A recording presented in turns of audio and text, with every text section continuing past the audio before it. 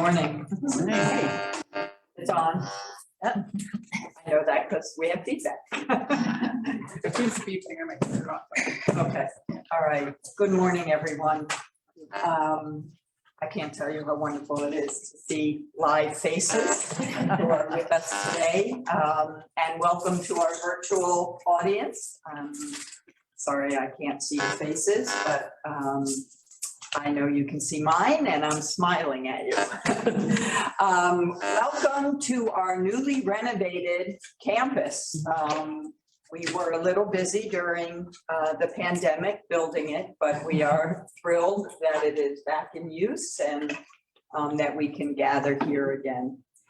I was speaking with Tiffany because my memory pre-COVID is pretty shot, but we began these breakfasts 3 years ago in 2019, right before COVID descended on us. And the breakfasts were intended to be conversations about current and very relevant issues around racism. And they always include, of course, Sherialyn Byrdsong, and are in advance of the Ricky Byrdsong Memorial Race Against Hate, which, as you all know, is the 23rd one this Sunday on Father's Day, also Juneteenth this year.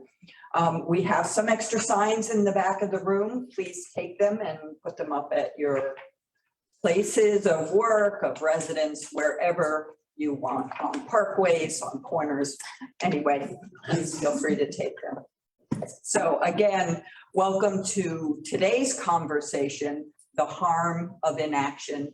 We can't wait.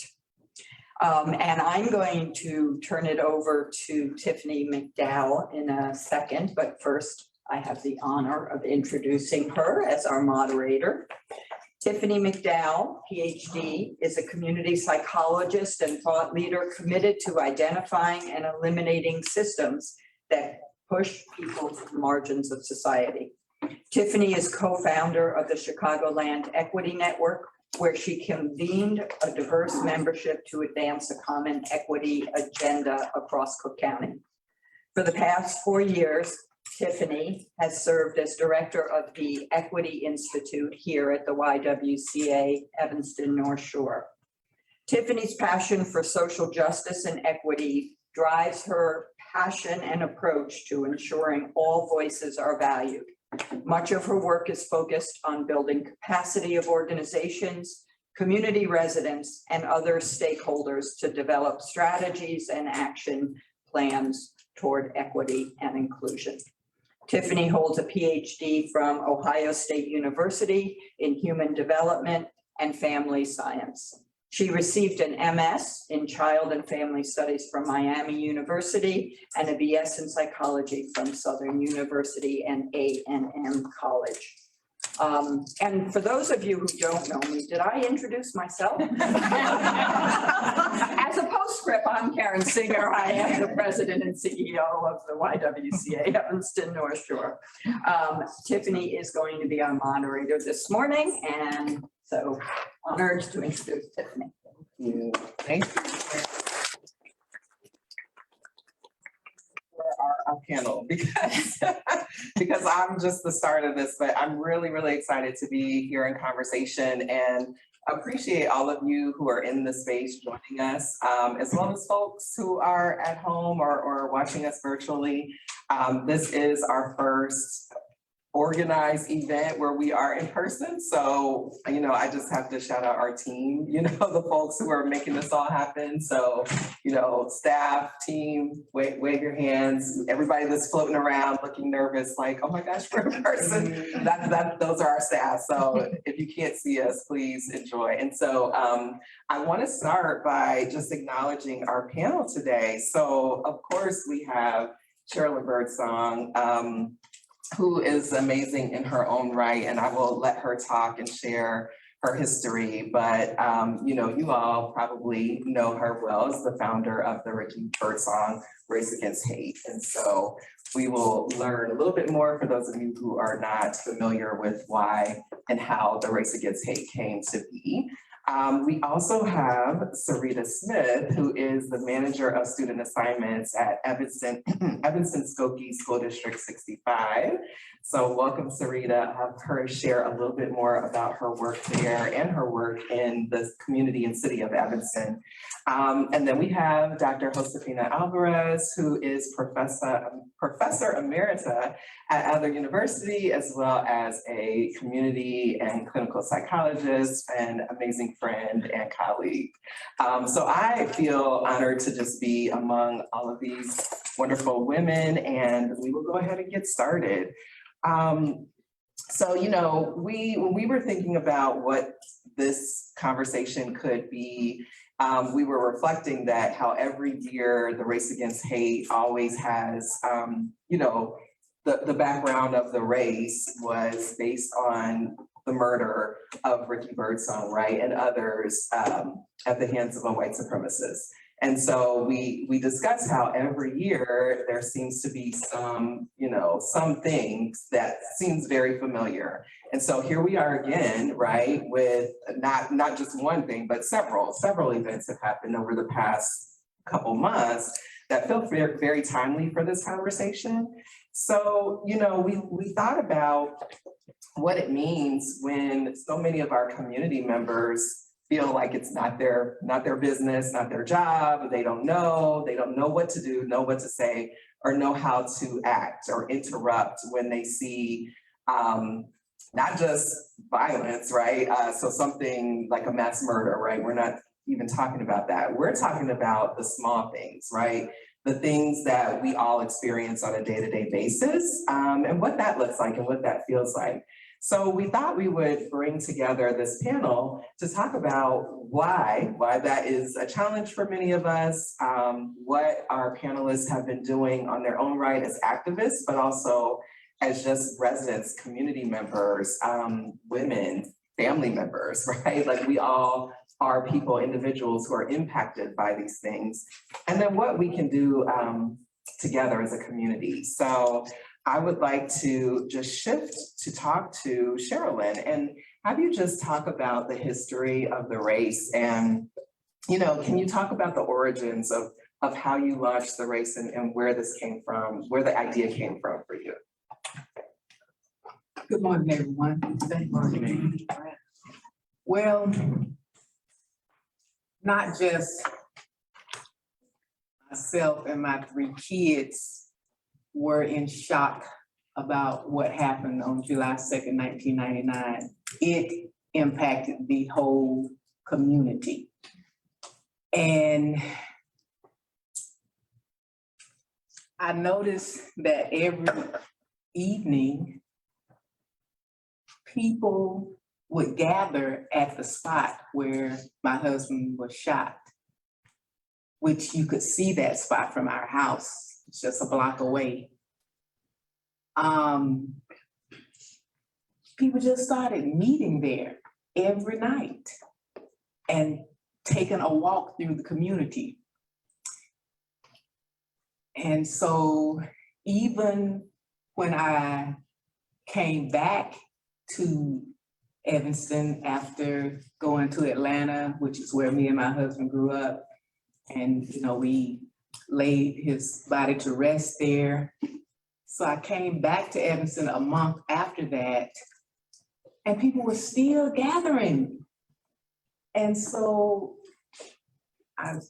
me and my kids started walking with them, and people were talking, just supporting each other and just talking about how could this happen and what can we do? You know, but the thing about that, it just really showed the power of, I say, the neighborhood. That has just been in me ever since, just the power of the neighborhood. Where, you know, just talking to one another. And then another little sidebar to that is that I had met, for a totally unrelated reason, a lady who was a runner.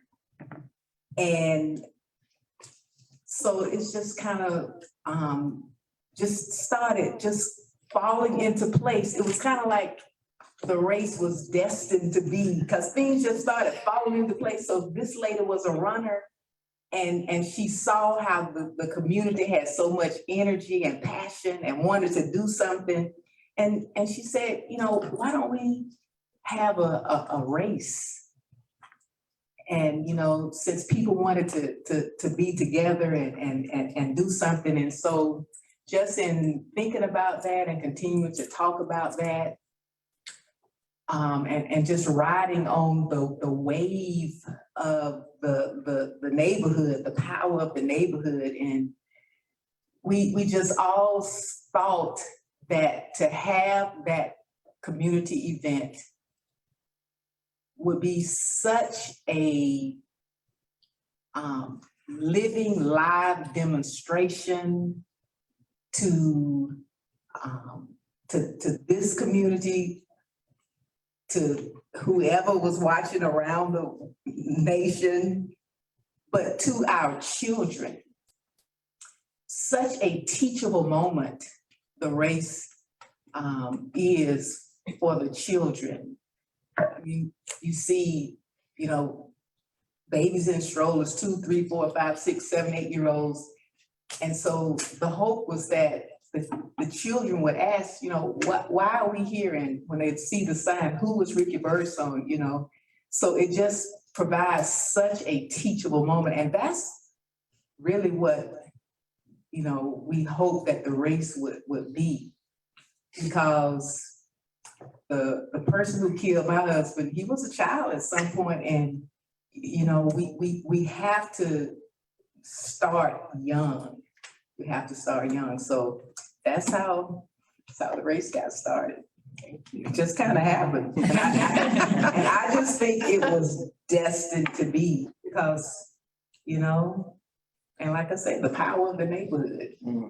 Thank you for that. You know, I love that you said it just kind of happened, but you talked about the community and just people, you know, having that energy and wanting to keep his memory alive, and you know, you and your family being inspired by that. So I appreciate hearing that, because I don't think I've heard that part of your story in the years that I've known you. So I want to talk a little bit about that and have Sarita just speak to, you know, because Sherialyn talked about, you know, Ricky's murderer was a child, and you work with youth. But you also support them in development and thinking about opportunities. So can you just talk a little bit about your work, your background, and, you know, how you involve community members in these types of conversations? Yeah, absolutely. So my name is Sarita Smith. Sorry, I'm not used to a microphone. I have a loud voice. I am the Director of Student Assignments currently at District 65, but for 20 years, I worked at the YWCA. And I worked in every youth development realm you could think of at the YWCA. It is my passion, it's my baby. I am on the board now because I refuse to let the YWCA go. I did a lot of work with YW through there. And I think the importance of starting young and youth is critical. I think you hear about that as, you know, early intervention when you talk about education. And I think we don't hear enough about it in the social justice realm. I think kids are extremely vocal. We often don't take off our adult hat and give them a seat at the table in order for them to tell us what they want to do and how they want to do that.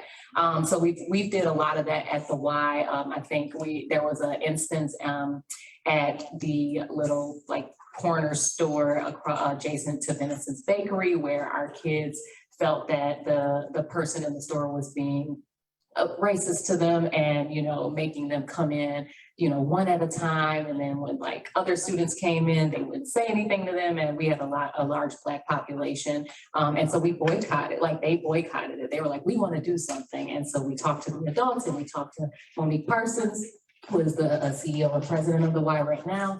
And they decided they were going to boycott, and then they told all of our residents to boycott the store as well. And so I think there is always room to allow students voice at that table. I love that you said like kids want to ask like, what is this race for? Because so my family has ran, I don't know, this might be our 10th year running now. My son and my daughter runs, she won last year. Her age. And they ask, but we talk about the story too. So I think that is really important to give kids context in ways that they can understand and they can process. Right, so but my son's a little older, so we talked about the murder, we talked about what that meant, we talked about the why and how that's related to what's happening in our community now. So I think there is always opportunity for youth voice, and I encourage all of us, especially with kids or work with kids, to bring them into those conversations. We did something similar. You know, I also helped facilitate the start of a program and space at the Y called Metamedia. So this is a digital media exploration space for middle school kids, because middle school, it seems, is my jam personally. I think that's the age where you really can capture like the phenomenalness of a kid, because they are growing into their own and they are very curious at that age about who they are.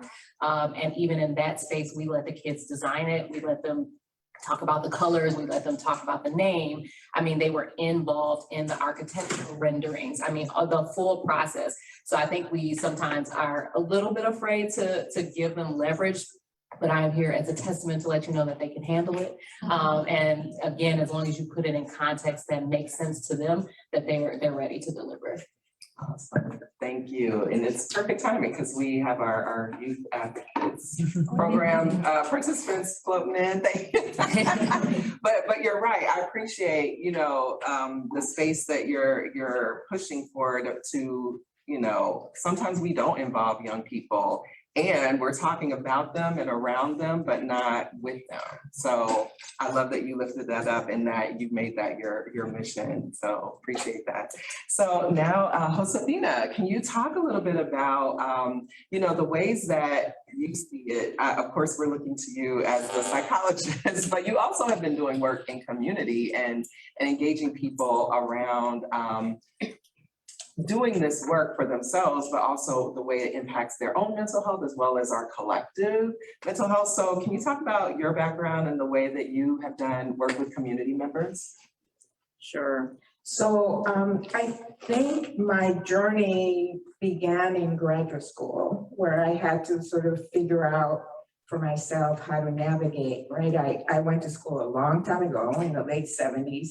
And so my field was at that point very blind to all kinds of issues of race and culture. And so I was the first person of color in my program. And it wasn't until I was about to leave for my internship that we hired our first Black professor and recruited our first Black student. So that kind of puts my training in context. So I was very alone and I had to figure that all out. And so I did. I found ways. I'm going to keep that story very short because it's long.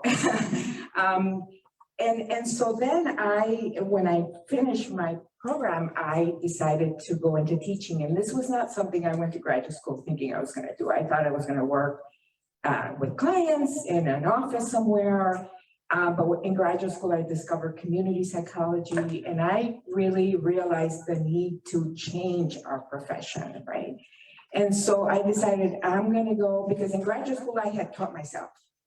And I decided I'm going to go teach others because that's really what's needed right now. And so I got a job teaching clinicians. And that is actually the same year I moved to Evanston, coincidentally. And so that's what I did throughout my career until I retired in 2019. And so that work involved supporting students of color in the profession. And that was a big part of what I did in all my teaching jobs. And also the programs that I was working at, and I taught several programs in the Chicago area, we're really trying to change the workforce to get all students on board, understanding the impact of race and culture on human behavior and how to help and how not to harm. So I was involved in that effort, and that was really super interesting and difficult, right? Because it really, our students came to us from all sorts of places at different levels of understanding. So that was a really interesting journey, and one that I think is ongoing in our fields. And so I was really involved in that. And so as part of the work, I was also involved in community, as Tiffany mentioned, because we were doing some multicultural work. People in the community would approach us, and this was sort of in the mid to late 80s. And so I was involved in doing things like working with community members to do dialogues around race. Of course, I was very involved in training our faculty and our supervisors, in addition to our students, right? Because you can't teach what you know. I did a lot of training and conferences, and I became involved with, when I moved to Adler, which is where I met Tiffany, I became very involved with our social justice practicum that took students in the community. I volunteered with the community organization and brought students to that organization. So it's been a very long journey, and now that I'm retired, you know, I can be a little more choosy about what I do, but it's just really been quite a journey, although I see a lot of the progress, and I tend to be more half empty, glass half empty type person, so I have to force myself to be more positive. And although I see a lot of progress, I think there's still a lot of work to be done. That's a really great segue, so don't put it down. So I'll just start back with you because, you know, when we think about the theme here, the harm of inaction, you know, there's been a lot made of like the mental health of the folks who commit these crimes. And so we talk about it as if it's something, as if everyday people can be impacted by racism and prejudice, oppression, and cause harm, right? So I want to think about and have us talk a little bit about what that means within our communities and in our individual context. So stepping away from the mass murders, like the most egregious cases, and thinking about the simple day-to-day things. And so, you know, just to start, Josefina, but I would love to hear everyone's perspective. What do you think some of the challenges are for those of us who sit in spaces and we see people just being harmful to each other? And that could be anything from, you know, blatantly saying racist things. Here in Evanston, we've had, you know, visible signs of racism. You know, there's all different types of things that happen that many of us are able to turn a blind eye to. So can you maybe speak to some of the ways that you see that we're challenged by this? Like where does that come from? Well, I mean, I think racism is still everywhere, right? We still have hate, right? We know how many hate groups there are still. And although, you know, the number fluctuates, they're still with us. And they have been growing, right? And their power has been growing through online communication. We still see the outcomes of structural racism in our society, right? We haven't done enough about that, right? Economic inequality, educational inequality, health disparities, you know, you name it, those signs of racism are all around us, right? And although many of us are working really hard with ourselves and are trying to become more anti-racist, it's a challenge, right? That's still ongoing. And, you know, there's been controversy in psychology about whether racism is a mental health issue. Some people say that there should be a diagnosis, right? For people who hurt others through their racist actions. But it's not a mental health issue in the sense that we think about it, right? Even someone who commits a mass murder that person is not necessarily out of touch with reality, the way we think about, mental illness leading to a violent act. That person may be angry, maybe perhaps depressed, but anger and depression are really common human experiences, right? So if we're gonna treat that as a mental health issue, then we have to assume that a lot of us have that mental health issue, right? And so that's why I'm a really big believer in the big picture and structural solutions. This is not something that we can address necessarily by providing more mental health care, although I think we need to be paying attention to mental health, especially in schools and with our youth. But we're not going to treat our way out of this problem, just like we're not going to legislate our way out of this problem. Thank you. So then Sarita, kind of passing it to you, especially because you're talking and thinking about youth, and you mentioned middle school as like that age of development and formation, but we also see there are so many events that happen where young people are struggling, right? And so they use anger as their kind of venue to be harmful and use racist language or threats in the way that they problem solve or conflict, within their conflict. So I'm wondering, thinking about what Josefina just laid out for us about kind of the structures and systems that put that there, what about our schools and institutions? What do you see as some of maybe the challenges to why this plays out in this way? Yeah, sorry, I used to like it. No, I think that's a very, very important question. So I was talking to Ms. Byrdsong and earlier, and I was just like, as a parent, I thought school systems were absolutely insane, particularly public ones. As an employee, I second, third, and fourth that. Challenging in ways that I could not have ever imagined, just to move, a hair, right? Just a hair. So I think in school systems, there are phenomenal policies. There's a lot of policies already written that try to kind of work around some of our current structural issues.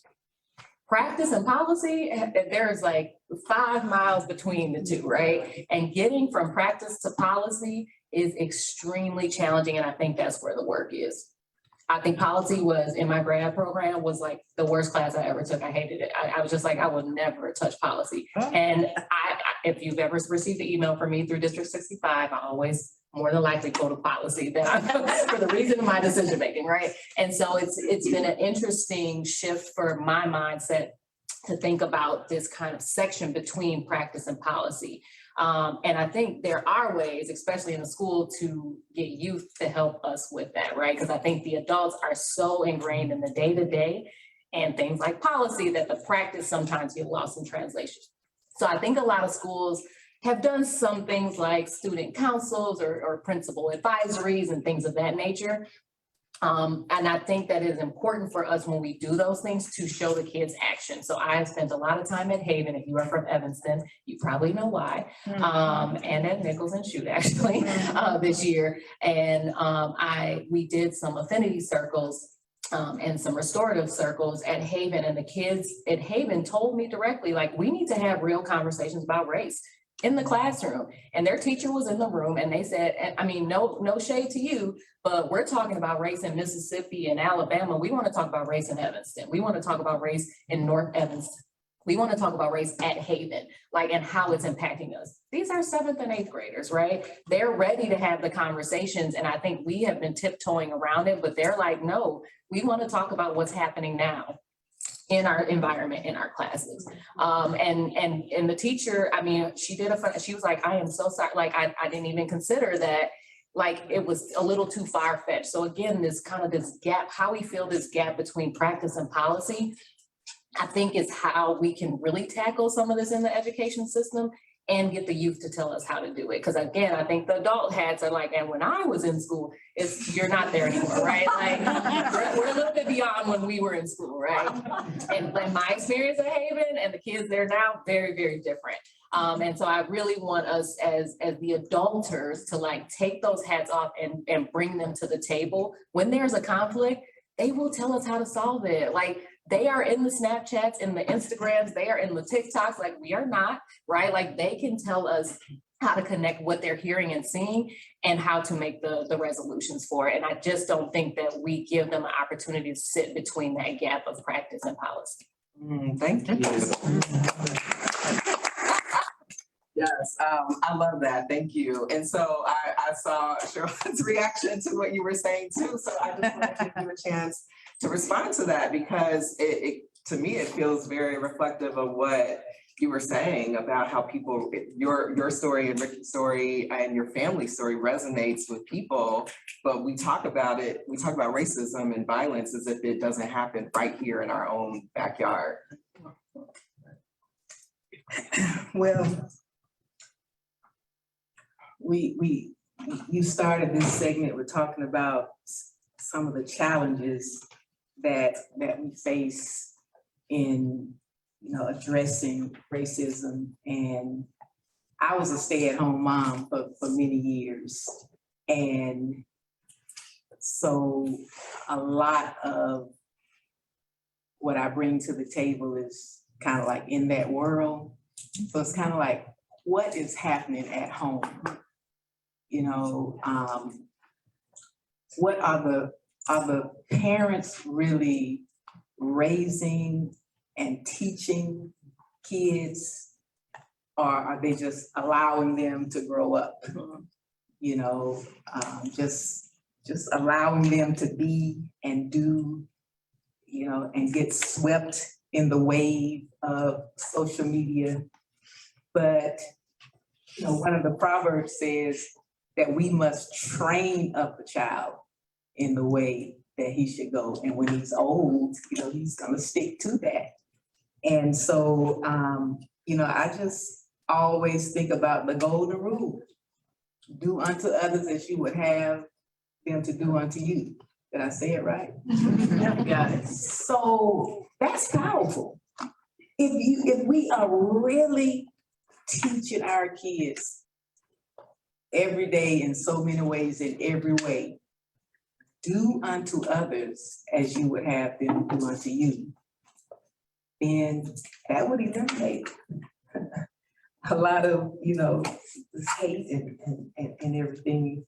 And then I think another thing is, I think that a lot of people are just maybe afraid to speak out on things because of the backlash that they could possibly get. I mean, backlash on a lot of different levels. I mean, somebody could, even if you honk your horn on the road, somebody can just shoot you.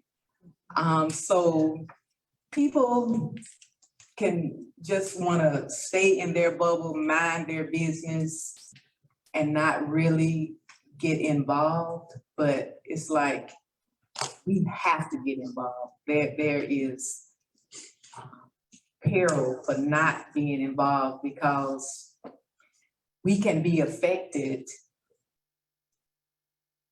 by going to the grocery store, going to the movies, going to school. So we have to be involved, because none of us live in a bubble. So we can't be too busy with our own lives, or too absorbed in what's going on at our own address, that we can't get involved in things that are happening in our neighborhoods, schools. We have to find a way to get involved and make our voices heard. Can't be afraid, can't be too busy. Yeah, that's a challenge to all of us, right? And that kind of moves me into the next kind of phase of this talk, because we don't want to have people walk away with the challenges, right? But we want to think about what is the way forward. And something that I've heard from all of you is just the imagination that you all have. And there's like this term called radical imagination, right? Where all three of you have done work that didn't exist before. Like you created something out of the need because it didn't exist for you. It didn't exist in the space that you're in or were in, and you built it and it's thriving, right? And so you all clearly are super women, superheroes, but you're not, you're everyday people, right? So, but you also are affected by this. And so, you know, whether through a horrible tragedy or feeling like you're the single, or seeing your community or seeing your family, you know, being harmed in a way, that spurred you to be creative and imagine a different future for yourselves and your families. So what about those of us here or watching who may not be impacted directly, or they see or they hear us talking about this, but it feels like somebody else's problem? What would you say to those of us in our community that want to do something? You know, how do we tap into that creativity, that imagination? You know, what comes next? And this is to anybody, so. I went to, this might have been like 5 years ago, Karen. There was a YWCA something, and a lady, there was a bunch of different workshops we could go to, and there was one with our religious leaders, and they were a part of like a panel, and a priest of one of the churches here or synagogues here said, you know what we do in Evanston? We practice drive-by diversity. We want to drive by and see it. We want to drive by it and wave. We want to drive by and say we're a part of the community, but as long as it's not living next to us, not sitting next to our kids in classrooms, you know, it doesn't touch us, we aren't near it in the grocery store, then we're fine. And that has stuck with, this was probably like 5 years ago. It was at our summit, yes, Yes. and that was Father Aldershot. That's his quote. I tell that story all the time. Like it really stuck. I was like, that is the Evanston I grew up in. I didn't even, right? Like I really had to reflect on that. I was like, dang, they're right. Because I didn't live next to anybody I went to school with, right? And so I think in order to have action, you have to realize that if you are doing inaction, that you are part of the problem. And I think that's the first piece, right? If you're not doing something to solve the problem, then you're part of the problem. There's no in between, right? Like you are on one side or the other, right?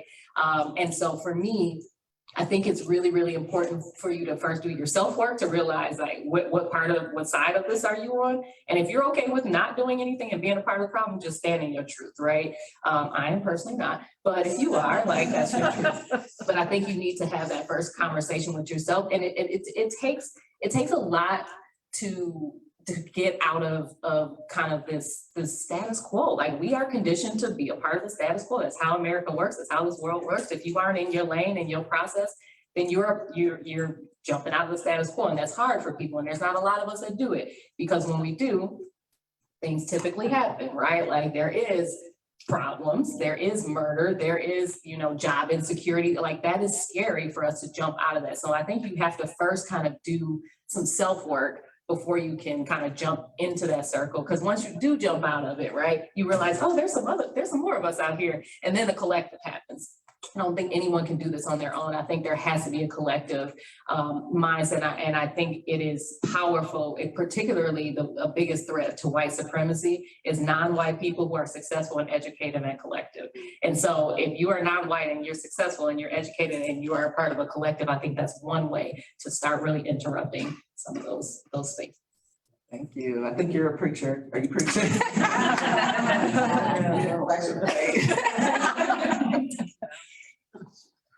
I would definitely support everything that has been said. We have to get involved. We all have to get involved, right? Obviously, the costs of racism are higher for people of color, especially for Black and Indigenous Americans, right? We have that legacy and we have the current situation where things have changed, but not really. And so we all have to get involved because it affects all of you, right? If there's violence in our community, it affects all of us. If there are kids who are not doing well in school because they don't have what they need, that affects all of us, right? Especially with our changing demographics, right? We can't, this is not a minority anymore, right? And so we're all in this together. We all have to get involved. My husband and I walk a lot. This is something we started doing during the pandemic because what else did we have to do, right? And so when I walk through my neighborhood, and I live Northwest Evanston, right? So very white, we're very segregated. And so, the people of color kind of stand out. I know who they are and where they live. And when we walk, I see all these Black Lives Matter signs. And I don't get me wrong, I love walking through a community that has all these Black Lives Matter signs. But what I always think about is if all of those households that have those signs got together and actually tried to do something, right? What difference that would make, right? So as much as I love the signs, I don't want that to be the only thing that's happening in this community, right? Because we all need to do something because it impacts all of us. We're all in this community, we're all neighbors, right? So absolutely action is needed. And there are many things we can do. And yes, we're busy, we're tired, we have a lot to do, but there's no choice. Yeah, I have to hop in and just say that there's so much research. When you talk about the impact, there's also like the financial burden of all of the, lost lives, right? But also the economic disparities, the wealth gap represents billions of dollars lost to our national GDP, our gross domestic product, right? So our economy cannot thrive. To your point about the changing demographics, we're becoming browner and browner. There's more people of color in our country. That is going to mean over time, our country is going to be less viable because we're not setting the foundation economically. So that's my policy plug. But I couldn't let that go because I think that's really important. So even if you don't care about the people, you should care about your own family's future because the wealth you have is probably going to dissipate at some point. So if you only are motivated by finances, that could be a place to start. So sorry to bring it there, but but I want to let Sherialyn answer because you engaged and got a community. We are broadcasting all across the country, so you've gotten people from all over to tap into this collective that we've been talking about. So I would love to hear your thoughts on like what you see the way forward is. I don't know what I can add to what you said, but the key word is getting involved. You can't be a bystander, you have to find a way to get involved. And like I said, just grassroots in the neighborhood.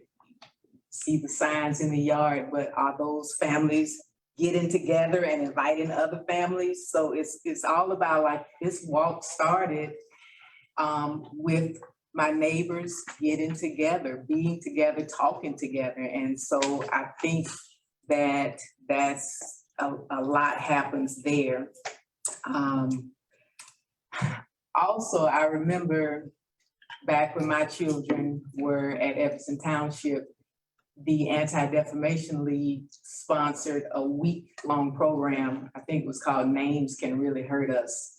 And so it was just a week that the district set aside to really have time in the schools for kids to be engaged around that theme of bullying and racism and everything. But now I don't know what's going on in the schools. I know I just retired 4 years ago from being a middle school teacher, and we didn't have anything like this in the 3 school districts that I taught in Georgia.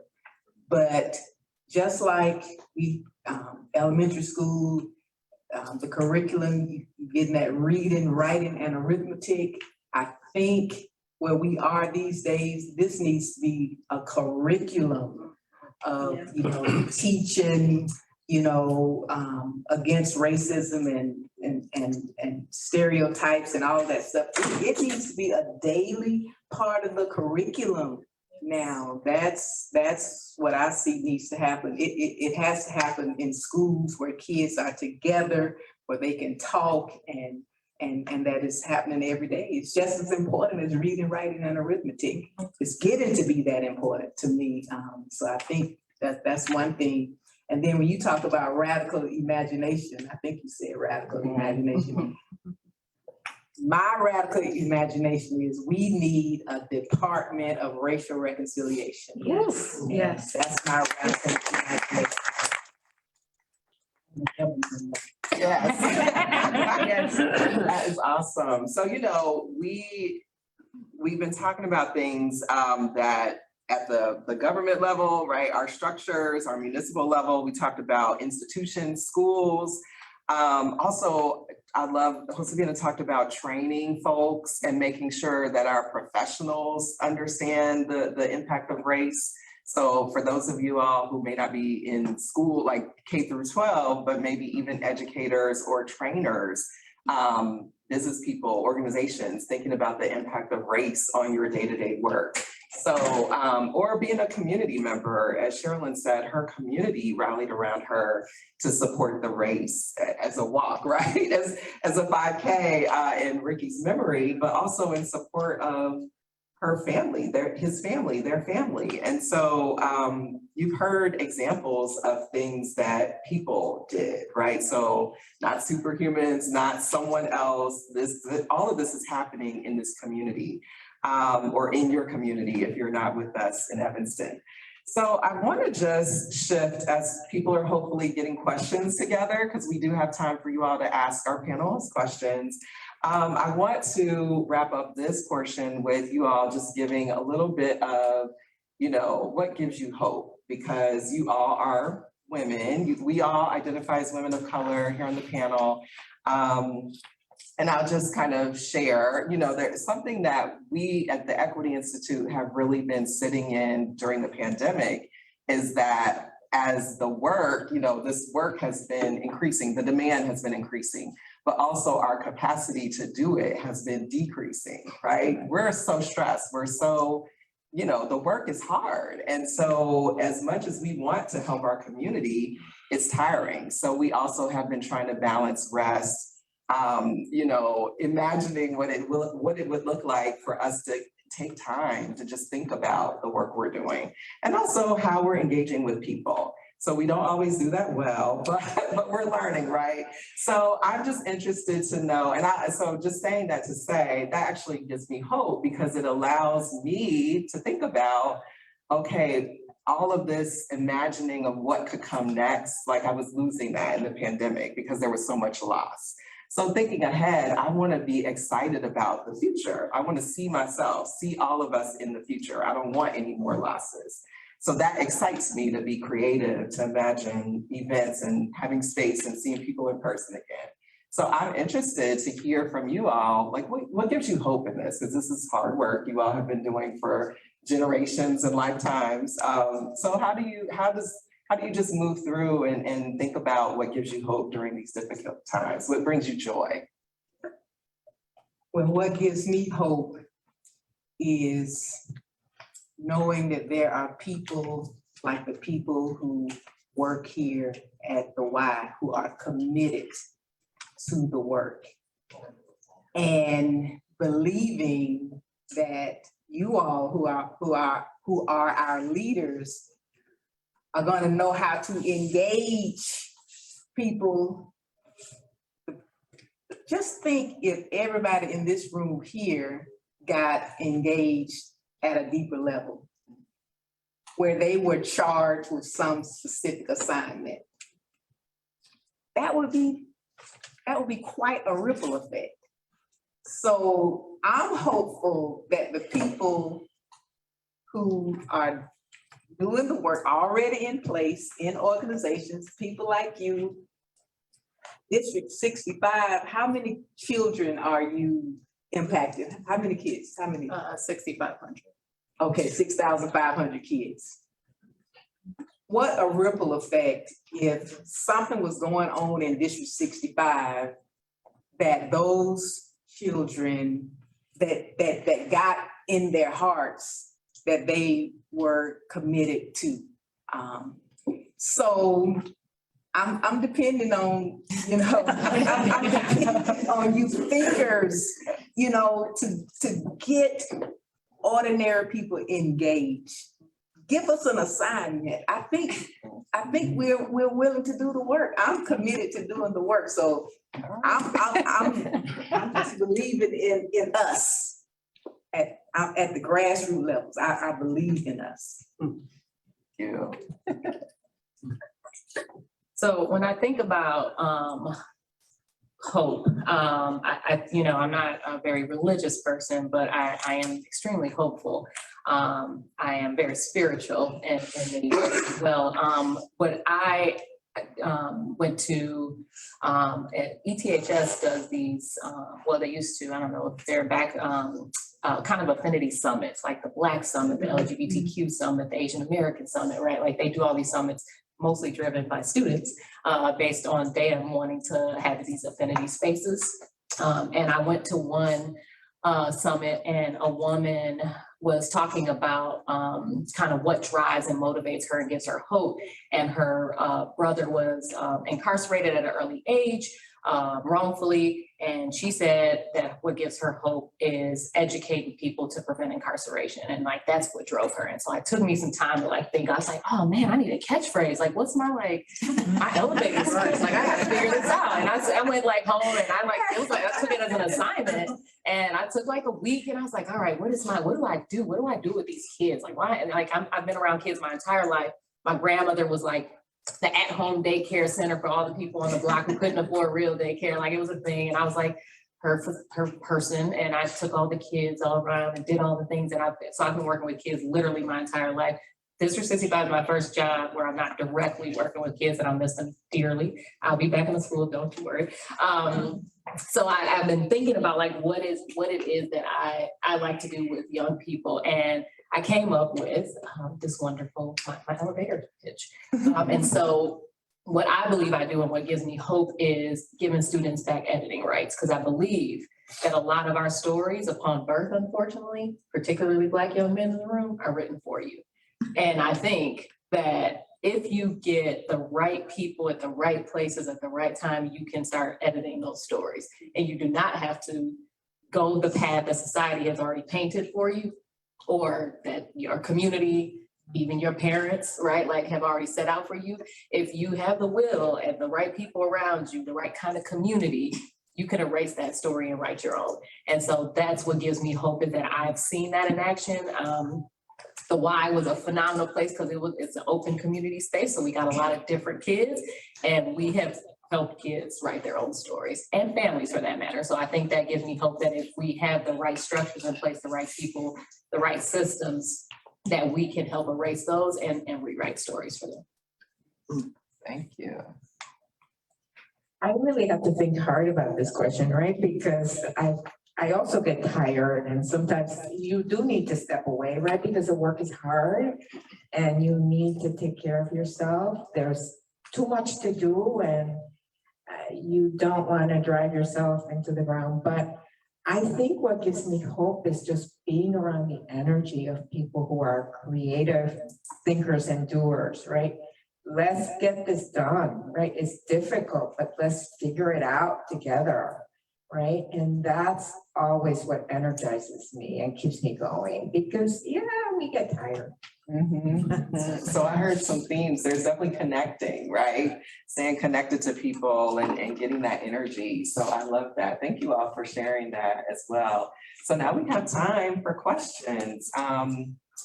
I think, so we have people viewing online. We also can take questions in the room. We will circulate the microphone for you all so we can all hear you. So I will pass it to, Kristen. I'll let you pass it back to Heather. Hello, I'm Kristen. I work with YWCA. I live in Evanston. I'm a District 65 mom too. So I wanted to ask you, Sarita, I know you are doing amazing and important work in the district, and you talked about going from going into the policy, right? And so you're sort of in the belly of the beast, really looking at and confronting what it means to restructure power restructure resources, access to resources, and it's easy to do drive-by diversity because it requires really nothing of us and no risk. But when you talk about really shifting systems is when you start to see a whole different kind of response. And so, which those of us who live in Evanston, you know, and are in District 65 know what I'm talking about. So I'm curious, in your lifelong commitments and passion about these issues of justice, how what you've gone through and what you've experienced now being intricately involved in trying to rearrange those levers has shifted your own thinking about how communities need to respond and what we need to be called to do to hold space for that deeper, riskier work to happen. Oh, that's a great question. So I think, again, I'm not from the education background. I'm definitely like community centered. And so I think that actually gave me some leverage in doing student assignment work. So student assignment is a relatively new term for the district. And this is really about us kind of aligning our values to how students get assigned to schools. Also redistricting, which is not easy work. But we took a different approach. And I think, again, just coming from a space where everything was very community focused, challenged me to think about how to do that work differently. So we have had a collective of community members at the table with us, right? Like I went into schools and talked to kids about like what that would mean for them to go to a school where they could walk to. We thought about like how, and facing again, like those hard conversations up front. Like I think my social work background also gives me permission to like have real conversations and hard ones, because I'm not afraid of that, right? And I think sometimes, again, we tend to tiptoe around and then it's like, all of a sudden it's like, oh, and by the way, it's like, no, we could have talked about this the whole year, right? And so like in the student assignment project up front, we were like, so we have an issue in Evanston where we have been busing Black and brown kids into white schools. Let's just call it what it is. That's what we've been doing since 1960s. We closed Foster School, which is predominantly Black. And for the people in the district at that time, in order to do racial desegregation, that's probably what they needed to do. Let's talk about why we're still doing it in 2022. Yeah. Right, like we haven't shifted this at all. Actually, we've done further harm by then putting programs into those schools in order to, again, further integrate, right? And so the question became for our community, is distance to school and neighborhood schools more important than racial integration? Which one, where are we, again, I don't do gray, like which side are we sitting on? So we can draw boundary lines and keep them how they are if we really think racial integration is more important than kids' ability to walk to school and have a neighborhood school experience. And so pretty quickly on 2 months, 3 months into the project, our team were like, kids should be able to walk to school. Like, let's think about what permissive transfer means policy, right? Like how do we shift permissive transfer maybe to get that desire, or is that still a desire, right? Like asking that hard question. And then we did, I mean, and the district has a lot of autonomy, right? In Evanston. So being able to do things like our thought exchange where we can get, I read 3,000 thoughts about this, right? Like about how people think about our school district and systems. So I think it's really about the approach, right? Like, and having the hard conversation up front, like, let's just sit down right now and say like, this is gonna be a hard conversation, right? We are gonna talk about race and education. And let's put that on the front, right? And then we can kind of work through it and bring in the people who are adverse to it to the table. Like, I think that's another approach, right? Like, I can't talk about shifting where programs are gonna go if I'm not talking to the people that are in the programs, right? And so I think sometimes we've done things, again, not having the right people at the table and not kind of putting our cards out pretty early. And I'm just a little bit different that way, I think. And again, just the community experience and doing things at the YWCA, which really kind of set my foundation for how to engage community, probably helped in that process.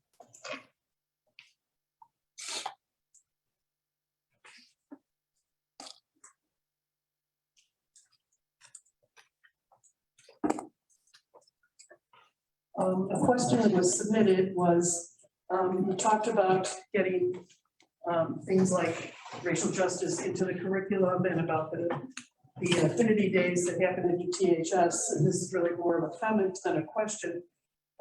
one action individuals can take is to vocally support those efforts and have conversations with those who oppose them. Because every time District 65 creates a week of anti-bullying or support of LGBT or anything, loud voices come out against those. And so one thing that people with the values that you've talked about today could do is to be supporting those efforts that are being done in school districts in our communities. Yes.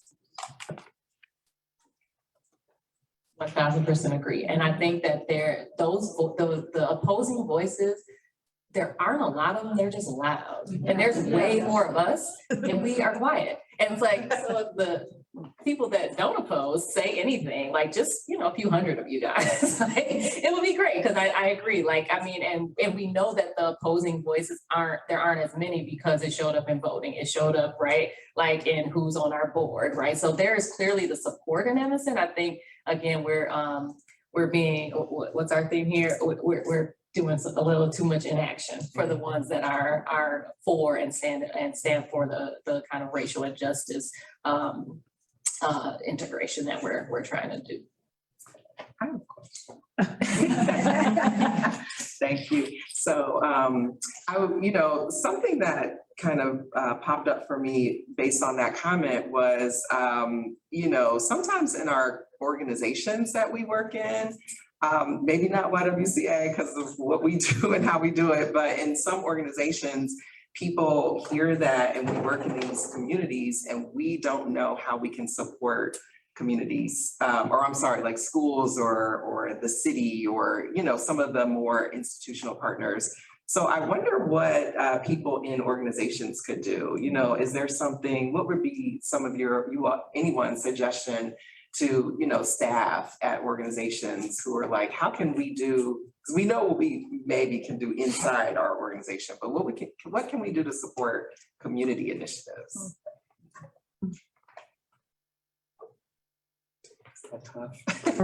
Somebody out here has a thought about that. Yes. I will just piggyback on that question because at the YWCA, our equity team got called into Haven in a crisis as an emergency response team. Our observation over the years that we have been doing this work is really that it is often crisis driven. An event happens, we respond, sometimes in a performative way, sometimes in a deeper way, but it is crisis driven. And how do we, to your point, Tiffany, get proactive approaches to being in systems and institutions so that it is not crisis driven? Yeah, and I think also like how do you show up as leaders of communities and community spaces to show support, right? And I feel like COVID was a great example. Like all community leaders like got together really quickly and like, children need to eat. Like we get COVID's happening, schools are closed, kids need to eat, right? Like collectively, like I saw several text message strings, like there was a meeting the next day, like they got together, it was like, we know something's coming, like let's be proactive about it. I think that needs to happen when it comes to kids' education. I think that needs to happen when it comes to social justice. I think it needs to happen when it comes to racism. And I think you're right, there's like some instances or some times throughout the year that we can be a little more proactive and have these community leaders come together, both like saying what their support is, but also putting some action in it. And kudos to YWCA for all the crisis work this year because we caused you guys a lot. A question in the chat. This is somebody in the chat who asks, how would you respond to a person who says all lives matter when we declare Black Lives Matter?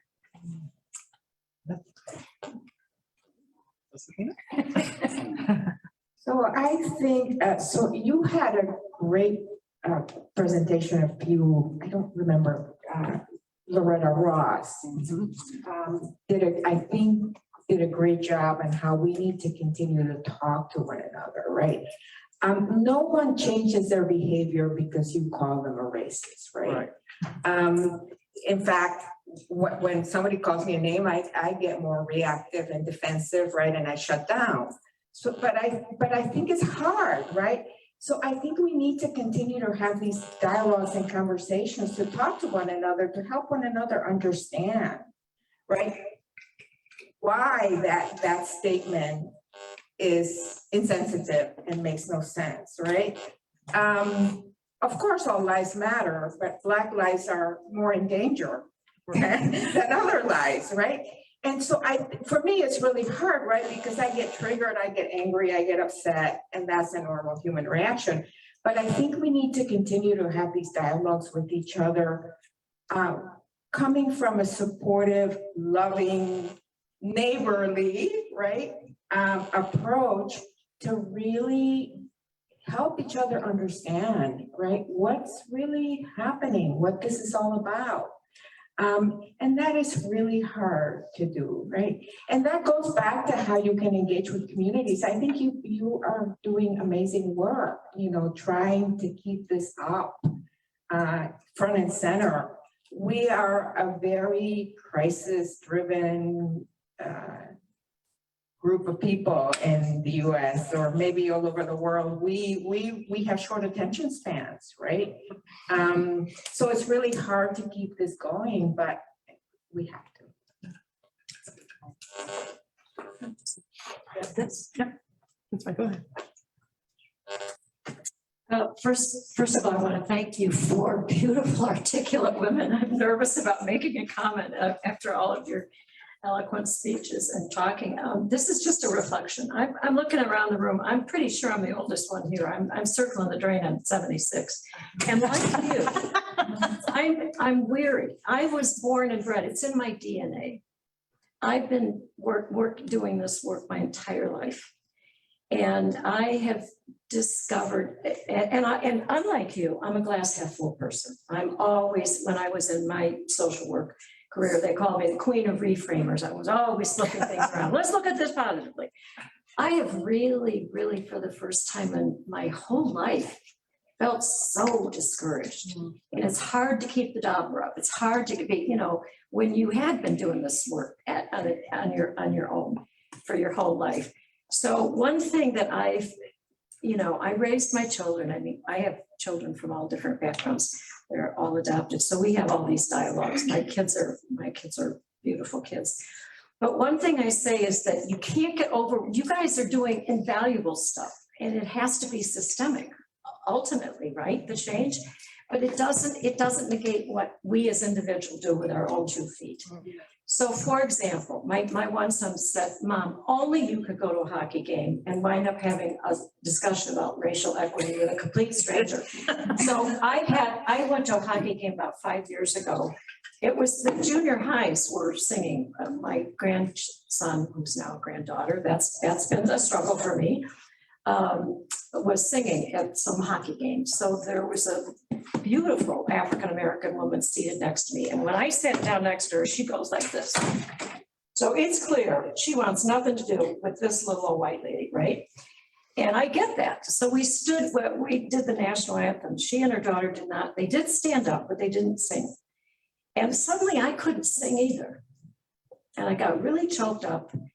And I thought, I don't even know, it was a powerful moment. Anyway, she sat down, turned away, and I tapped on her shoulder. And my late husband used to have an expression, if looks could kill, you'd be dead. Well, that was the look I got, like, oh boy, she did not like that. But we wound up, I won't tell you all the details, we're buddies. Wow. We wound up by the end of that. This was my son said, only you pull this off. But I said, could I talk about why you didn't sing the national anthem? Could we talk about, just talk about stuff? And so by the end, we're hugging and kissing and carrying on. We eat for coffee. And she's got a gorgeous daughter. So I have to go back to those moments to I'm so discouraged about this country. At my age, I didn't think it would be like this. I didn't. When I stood in Millennium Park in 2016, I thought it was the beginning of something. And it was the beginning of all the hate coming out. More recently, there was a Black gentleman that was shoved against a wall in Evanston.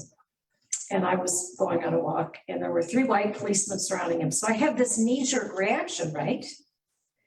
And I think, oh boy, what do I do? And so they're hard, those moments. But what I decided to do, for all I knew, he was doing something terrible, and the white policemen were fine. But I think viscerally, it's the other way around, right? Because that's what we know. So all I did is stand about 6 feet social distance apart from him and had my phone out. I wasn't videoing, but I just wanted these guys to know that I was witnessing the whole thing. So none of those things are going to change the world. They didn't even change Evanston. But you can't neglect talking about the work that the tiny little insignificant things. You guys keep fighting the big stuff. I can't do that now at my age or stage of life. But it's not, I just guess I want to give a reminder for myself and everybody else that what we do as individuals can still make a difference. Absolutely. So I need to give you a standing ovation. That's what I'm talking about. Oh, I'm embarrassed. No, I mean, you went the extra mile to engage with that person. Scary. And I know it's scary, Yeah. but that's what we have to do. I mean, man, that's what I say it is all about. It's all about. I am so glad you just said what you said, because one thing that I think we do a very poor job of is helping ourselves have a kind of conversation and know how to start a conversation like that, even though we don't know whether somebody's going to say, forget it, I don't want to talk to you. Because there's so much of our life is I'm on this side, I'm on this side, I know who you are, I know what you think. And for us to be able to have those conversations, especially as white people, to have a better understanding of what other people's lives are like and why things like all lives matter is not a good statement to make right now. Yes, they do, but I don't know what your life is as a white person. I don't know what somebody else's life. And to have those conversations in a respectful way, but a challenging way. I think we need help to know how to have them, or venues to have them, or you name it. So.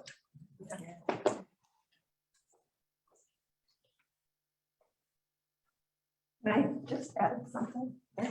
I appreciate what you said as well, and I also think, as a white person, that, how to say it, that we also have to be really aware when we're crossing boundaries, because sometimes we feel like these conversations are things that everyone should engage with us in because we're interested in having them. Right. I think within our own race, we have to be having conversations with other people.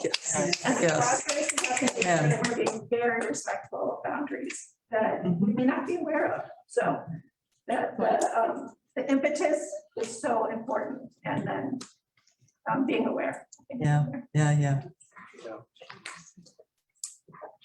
just wanted to add, is this on? Can you hear me? Yes. So I just wanted to add a piece to that too, which is, I think having conversations is really important, but also like looking within yourself, right? Starting within where you are yourself.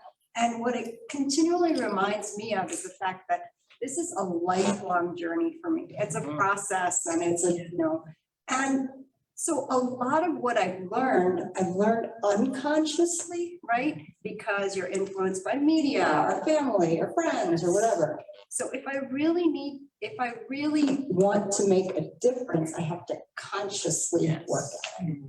And I think about that all the time, and I try to remind my kids about that. Like, it's not just, change isn't just going to happen. You have to consciously stop your mental process and say, oh, wait a minute, why did I just pull my purse closer to myself because an African-American man got yelled at? Little things like that. And so anyway, just to kind of, I think the conversations are really important, but also realizing that the work starts within myself. So important, I think, and Sarita mentioned that before, and I really wanted to pick up on that. In these conversations, in all our community actions, we have to be so self-aware, right? Because it would be impossible to grow up in our society and not have biases, right? That would, you know, that would be like, show me who can do that, right? We all have to be aware of what we bring, right? And when you've been given power in the society, you don't have to examine that, right? So important to really come into any work with a lot of self-awareness, a lot of humility, and if possible, putting some of that guilt aside, right? Because guilt so much gets in the way of meaningful action, right? And it's hard to do, but it's, you know, it's not a helpful emotion, right? And when people say, you know, what do you do with your guilt? And I always say, I try to do something to change what's the problem, right? So I think self-awareness is so important. Thank you. I love that you brought up guilt too, because that's so common. But like, what do you do when you feel guilty about anything that's happened?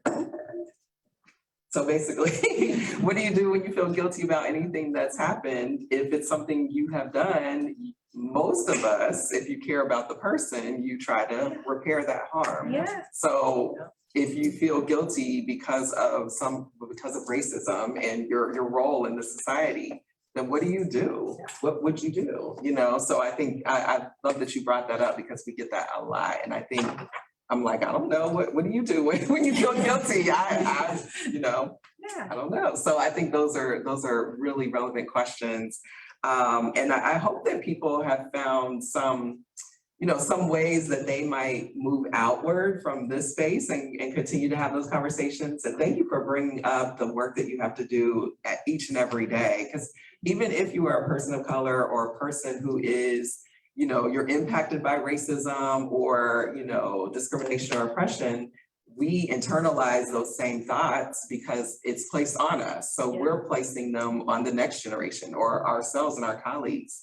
So I appreciate, just this conversation about pushing where you are, but also the people around you. And we all have people we can influence and, have relationships with. And, Heather's point was well taken. You really can be impacting the people who you're closest to, not necessarily folks outward that you've never talked to. It really is your friends and family. And start there. There's always someone who you can be in conversation with. Is there another question? Yeah. Okay. We'll have maybe one more question before we wrap up. Well, I guess kind of the first thing I wanted to say about guilt, especially to my fellow white people, get a therapist. White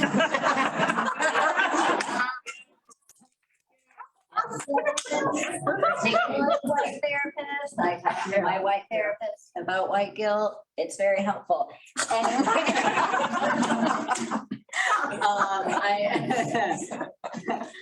gonna read a statement from the chat, and hopefully I don't mess this up. Okay. Busing of kids of color has indeed had an impact on white kids to be able to know about and learn from them. However, I've come to realize the goodness of having neighborhood schools. A major question is how the interaction between kids of different backgrounds can be continued and promoted by the ages when kids first meet at middle school or even later at ETHS. They may be against mixing kids of other races and backgrounds. This is a serious issue. I don't have a lot of context for this. Yeah, this is about our new student assignment structure. So I, without my district hat on, will say that it is not the responsibility of the Black kids in this community to diversify for white kids. With my district 65 hat, I would say that it is currently costing us $4 million to bus those students out of a community. And they deserve a similar experience of neighborhood schools, after-school programs, parent-teacher conferences, in-person experiences at their schools, and a choice just like everyone else. So right now, every community has a choice to go to a neighborhood school or to do a transfer or to go into a program, and we need to afford that same choice to our community that has our most Black and brown students in it, because otherwise, how can we even, not even talking about equity, how can we even call that equal, right? And so in order to do that, we do have to physically build a school in that space. And that is not to say that we still don't have opportunities for racial interaction with other students. We do sports, we do after schools, you guys have clubs. Evanston has like an abundance of opportunities to do these kinds of activities. And we will create some policy around where other students can go to school so they can have that. But again, our committee decided that the racial integration of students was less important than making sure kids can have a school that they can walk to and not being bused every day. So I have there's a whole student assignment process on the District 65 website. You can kind of follow the work we did. All of our meeting notes are there. All the comments from all of the sessions we had, because this wasn't just to us, we asked the community too. We did a survey where we got 2,000 responses, which is pretty good for 6,000 people in our district, all which has kind of talked about racial predictabilities versus kind of this neighborhood school concept. So that wasn't just from our committee, it was also the community saying like, we agree that these students deserve a school in their neighborhoods. And I would just like to add, that question is a huge discussion in this community and in many communities. And what it lacks is something that all of you have talked about. You talked about connection over and over. Developing relationships with people outside of your community is what builds real relationships. Actually getting to know somebody, instead of saying, I'd like to sort of interview, I'd like to touch into your community, and then I'll step back to my comfort zone. And so saying to these parents, well, if your kids want to have friends who are not like them, make friends. Don't say, how are they going to come to me? How is that world going to be available to me? Develop relationships. Develop relationships. That is really the core, because that's what allows kids to develop an understanding of outside of the stereotypes that exist, outside of what they've heard, without ever actually having a personal relationship with someone who has an identity different than theirs. So that's really important. It's also important for adults. It's, what we're saying for kids, it's really important for adults. We've grown up, all of us who live in this area, and I don't just mean Evanston, I mean this whole area of Chicagoland. We've grown up in a very segregated society. Yes. And so it becomes very easy to say, well, I don't know anybody like that. Well, if you want to know somebody like that, then make a friend. Yeah. Don't put that on the other person to say, oh, come and be in my life so I can say, I have this friend. That is not real. So how do we develop real relationships? And that takes some intentionality. Sherialyn was talking about. So being intentional about that and getting yourself into spaces where that might happen is a really valuable step. Hard, for many people, really hard, but that's the kind of thing to think about, to say, how do I be in that space? Hannah, did you want to ask the last question? One more piece to that. You could also move.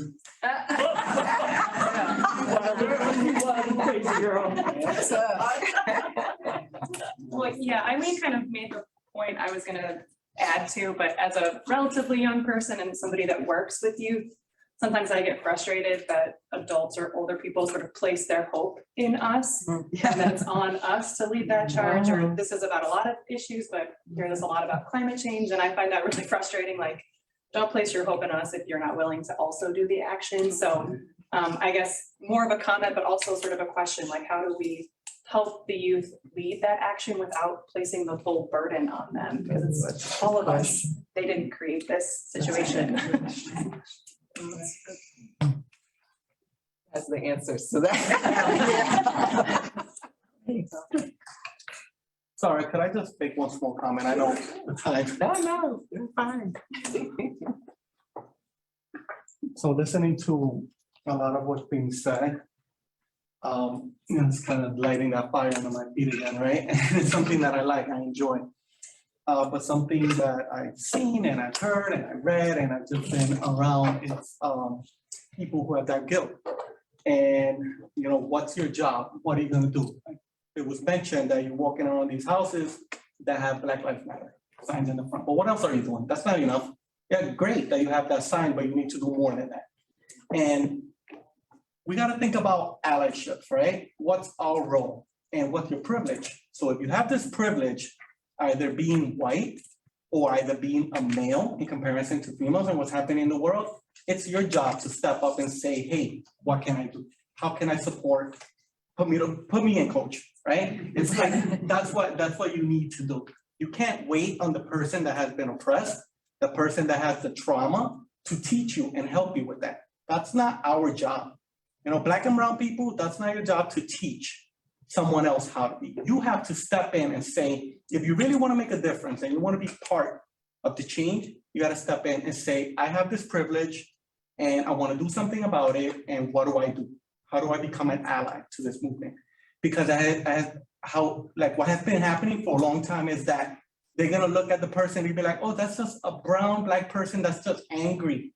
And they're taking it personal. The same way when it's been a woman in a male-dominated field or something, they're gonna look at and they're gonna say, oh, it's just a woman because she's a woman and she's upset and this is what's happening. No. And I done that myself. I stepped as a male into women's groups and things like that. And I've worked in an agency where we work sexual violence, intimate partner relationship violence. And I know that the majority happens to women, right? So I step in and I'm like, what can I do as a male to be that ally? So it's not just you walking there, it's all of us. And they're gonna see it's a societal problem, not just a woman's problem or just a brown and Black person problem. No, thank you for that. That's a perfect lead into our final thing. You're talking about what it is that you can do. YWCA is lucky that we get to hire people like Enrique to be part of the solution. And Tiffany, the last question is really for you. Can you talk a little bit about what the Equity Institute does and allows people to do? I'm glad you asked that. Thank you. And thanks, Enrique, for being the plant of, because he really brought home why we can't wait, right? Because that's really why we're here and what we're talking about. You can't wait. And so the Equity Institute, you know, we put on these types of community panels and conversations really to help everyday people shift the narrative around this, that this work is done by superhuman people, you know, or super special activists or people who know how to have conversations. No, it happens with everyday community people. So the Ricky Byrdsong Race Against Hate is one of our racial justice initiatives that we have inherited in partnership with the Byrdsong family, but we support, it also helps to support the work of the Equity Institute throughout the year. So we do offer a number of workshops and trainings that you can find on our website. We also support municipalities, organizations, schools to think about what equity, racial and gender equity inclusion look like within their organizations, culture and practices. So we do that through consultation and contracts to do workshops and trainings with staff. So we have a variety of opportunities there. I also would be remiss if I miss saying our Let's Talk at Lunch, which we had yesterday for this month, but it's held every third Wednesday. Except next month, it's the second Wednesday. Okay. July 13th. And you can find that on our website as well. And we also support community events. So we're partnering with the Evanston Juneteenth Committee. So we will be partnering as a part of that parade on Saturday and, you know, just throughout the year. So definitely continue to partner and look for us if you have not participated in any events with us previously. For those of you who are sitting in other places, we do have a number of ways that we engage people both online and in person. So that's it. Well, thank you all for being here. I would love to get another round of applause.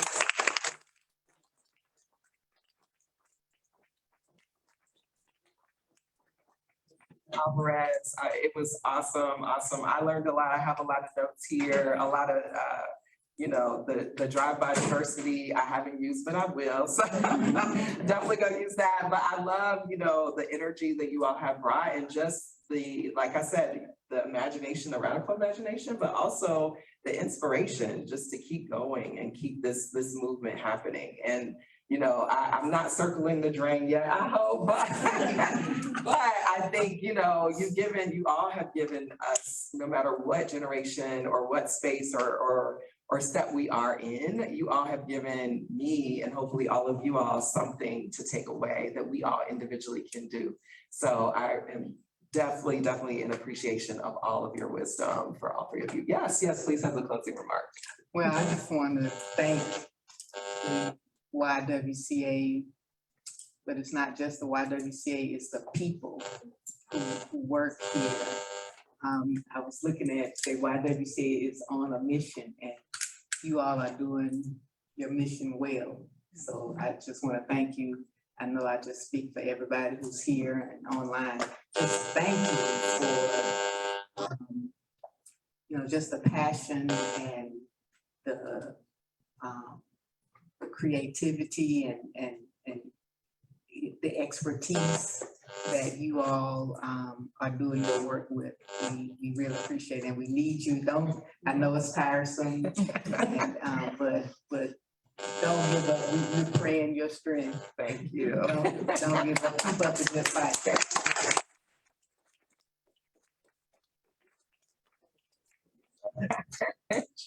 All right, thank you, everyone. Don't forget to take a sign for your yard or your business.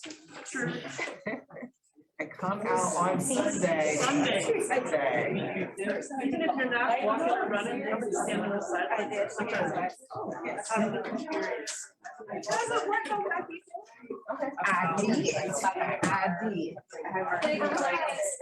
Awesome. I'll see you Sunday.